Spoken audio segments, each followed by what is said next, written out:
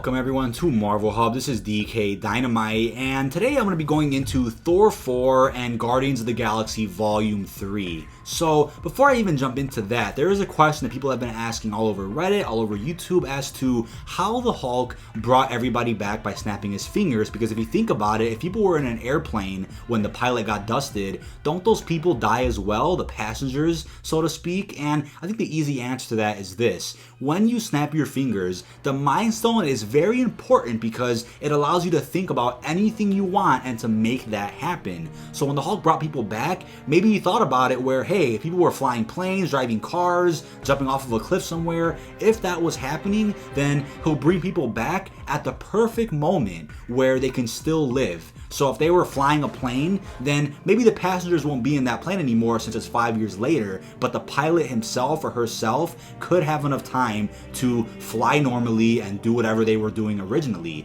But the only problem with that is that the people or the people around the people who got dusted, those people wouldn't be there in that sense because it's still 5 years later. They weren't going back in time, but they were bringing those people back to the same place where they got dusted originally. So if that makes sense, let me know what you think about that down below in the comments. But if I have to make a completely separate video on that, I definitely will. But in regards to Thor 4 and Guardians of the Galaxy Volume 3, so at this moment in time, at the time of recording this video, James Gunn, Kevin Feige, everyone at Marvel has not confirmed whether or not Chris Hemsworth will be appearing in Guardians 3 as Thor. So depending on what happens with that will dictate what happens with Thor 4, because apparently, as of recently, according to Tessa Thompson, who plays Valkyrie, Taika Waititi, the director of Thor Ragnarok, pitched a Thor 4 to Marvel. So with that being said, a Thor 4 is probably a couple of years away if it is happening, which to me is exciting because they completely revitalized Thor and Thor Ragnarok to where you could almost have a whole new separate trilogy now that is completely different from the first two Thor movies or his appearances in Avengers 1 and 2, which I'm really excited to think about because even though no other Avenger has had more than 3 movies, I think Thor is the perfect opportunity to kind of break that cycle and do even more. There is so much to do with a character who is literally a god. And for people who are unhappy with Thor's character arc in Avengers Endgame, you have to understand he's lost his mother, he's lost his father, he essentially lost his girlfriend, lost his hammer, lost his home, his brother, half of his people again. He has lost so much that when he finally cut Thanos' head off at the beginning of Avengers Endgame, there was no feeling behind it, no emotion behind it, no payoff because they couldn't bring everybody back, so he felt like he failed. And he was at the ultimate moment of depression, an all-time low, where he felt like he completely failed everybody. And that is perfectly reasonable to think about or to know when it comes to Thor's character, because we have seen everything that he has been through to the point where,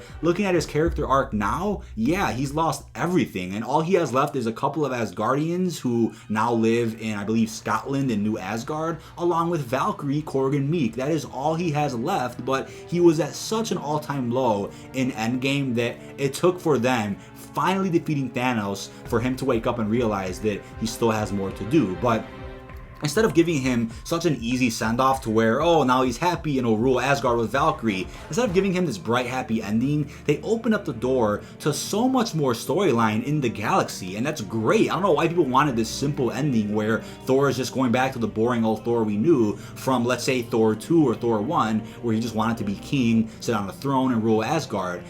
Even in those movies, you could tell that he wanted that at first, but grew as a character to want to do more, to want to be an Avenger, to want to be a hero.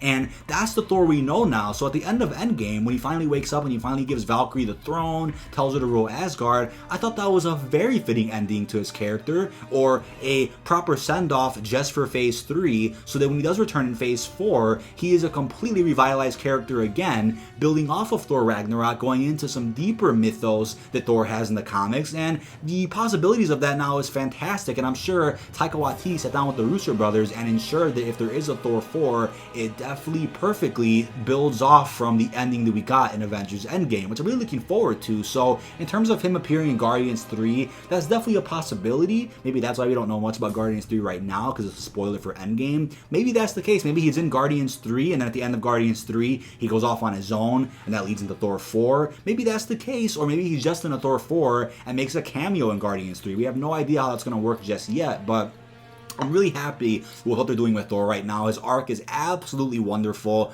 Really happy to see him use Stormbreaker more often, and I can't wait to see an entire film of Thor 4 where he's just using the Stormbreaker instead of Mjolnir. But in terms of Guardians 3, I really think that Guardians 3 will be focused on not only whatever proper send-off they're going to be giving to the Guardians for that trilogy, but also finding Gamora, maybe giving Thor a little side plot so that he could find himself and figure out what he wants to do with his life now, so that when a Thor 4 comes out, presumably after Guardians 3, it'll be a really nice transition into Guardians 3 and then to Thor 4 and so on. I'm assuming that's what's going to happen, but Guardians 3 is going to be really interesting. People are wondering, well, what are they going to do? Are they going to waste a lot of screen time trying to convince Gamora that she's good and, you know, trying to remind her of what she's been through even though she doesn't remember it?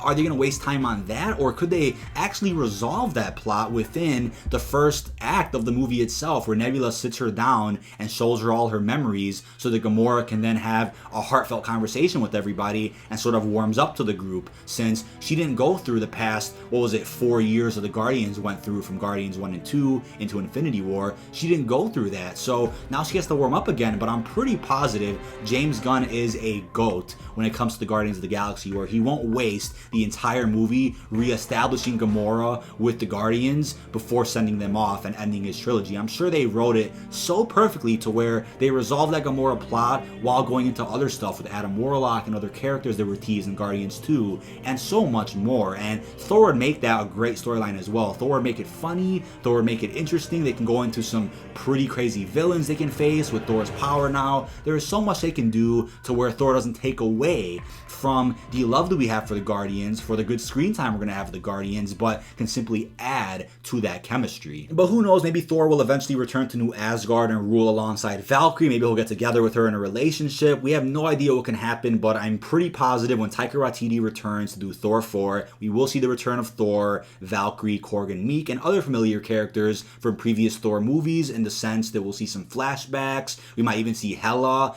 in Valhalla. We could see so much in Thor 4 that I'm really looking forward to it. But that's about it. This has been DK Dynamite. Be sure to like, comment, and subscribe. Turn notifications on to stay up to date with latest and greatest Marvel news and information. And peace out, everyone.